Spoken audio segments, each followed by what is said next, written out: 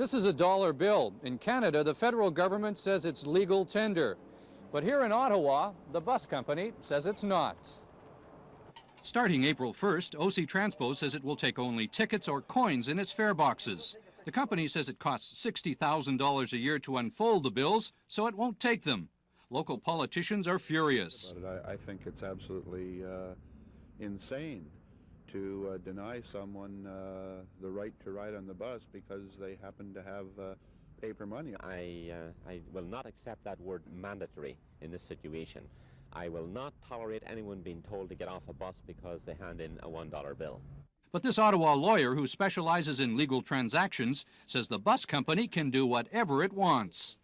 Certainly the law of contract is clear that one party can request to be paid in a certain manner, and that manner does not necessarily have to be limited to legal tender. Customers, still smarting from yesterday's increase in bus fares, couldn't believe the move. They'd have to get a policeman to get me off. I think they've gone a bit too far this time. It's ridiculous. The raise in fare is ridiculous too. And this is really ridiculous too. I love this now. It's ridiculous. It's crazy. That's absolutely outrageous as far as I'm concerned.